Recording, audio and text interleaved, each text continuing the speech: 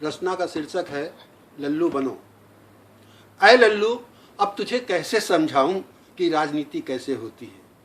मेरे लल्लू कहने से तू अपने को लल्लू पंजू मत समझ लेना, क्योंकि तू अब लल्लू पंजू के लायक भी नहीं रहा, यानी कि लल्लू से बेगया गुजरा हो गया है। अगर तू दूरदर्शन देखता रहा होगा तो तुझे मालूम होगा कि एक दिन लल्लू की भी वैल्यू बढ़ गई थी।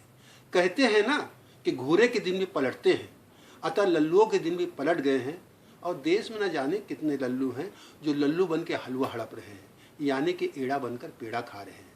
वे दिन लग गए जब लोग कहा करते थे यार तू लल्लू का लल्लू रहा, पर आज मैं कहता हूँ यार तू लल्लू बनने की कोशिश कर। अगर तू कहीं नौकरी करता है तो अपने बॉस के सामने हमेशा लल्लू बनकर रहा कर, जैसे कि तुझे कुछ जानकारी नहीं और पूरा का पूरा ज्ञान और पूरी की पूरी जानकारी बस बॉस के बाप के पास है। अगर तू किसी पार्टी का कार्यकर्ता है तो अपने नेता को हमेशा प्रकांड विद्वान मानकर चल। इससे ये होगा कि तू जानबूझकर भी कितनी ही सारी गलतियां करेगा, ऊपर वाला तुझे लल्लू समझकर छोड़ देगा। कक्षा में अध्यापक भी लल्लू विद्यार्थी से प्रश्न कभी नहीं पूछता, प्रश्न उसी से पूछता है जो अपने को बहुत समझदार समझता है, और फिर मार भी वही खाता है। कुछ भी कर, कितना ही खुरापात कर, मगर पुलिस चौकी में एकदम लल्लू बन जा। यहां तक कि सिपाही तेरा नाम भी पूछे तो धीरे से बोल दे लल्लू। सिपाही मुस्कुराकर चुप हो जाएगा, आगे कुछ नहीं पूछेगा। अगर किसी जुलूस में चल रहा हो तो लल्लू बनकर एकदम पीछे पीछे चल, वरना होशियार समझकर आगे आगे झंडा तुझे ही थमा देंगे और फिर पूरा का पूरा रिस्क तुझे ही उठाना पड़ जाएगा। हमारे एक दोस्त के घर उनकी पत्नी का एक दूर का रिश्तेदार आया। हमने उसका नाम पूछा तो बड़े प्यार से चहक के बोला लल्लू।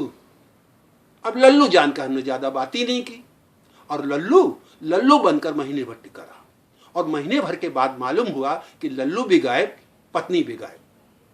अंग्रेज भी इस देश में लल्लू बनकर आए थे और 300 वर्ष तक टिके रहे। शायद वो बहुत बड़े लल्लू थे।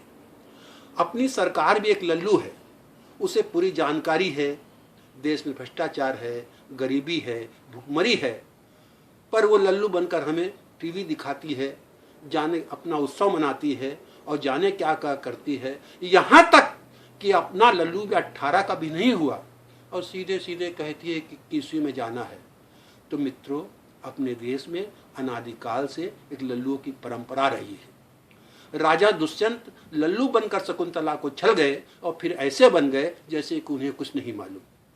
अगर आज युद्ध के बाद सिकंदर महान और राजा पौरुष में प्रश्नोत्तर होता तो यूं होता। सिकंदर कहता बताओ तुम्हारे साथ कैसा सुलूक किया जाए, और राजा पौरुष कहता जैसे एक लल्लू दूसरे लल्लू के साथ करता है। एक लल्लू दूसरे लल्लू के साथ करता है और सिकंदर खुश हो जाता। सिकंदर खुश हो जाता, ऐ मेरे देश, महाभारत में भगवान श्री कृष्ण लल्लू बनकर मात्र रथ हाँकते रहे और विरोधियों को चुन चुन कर मरवाया। ऐ मेरे देश, अब फिर वक्त आ गया है, दो शक्तियां आमने सामने हैं और बहुत सारे विरोधी अगल बगल, और ये अच्छी बात है कि तू शांति शांति कर रहा है। मेरा कहना है कि तू अगर बन सके तो बन जा लल्लू।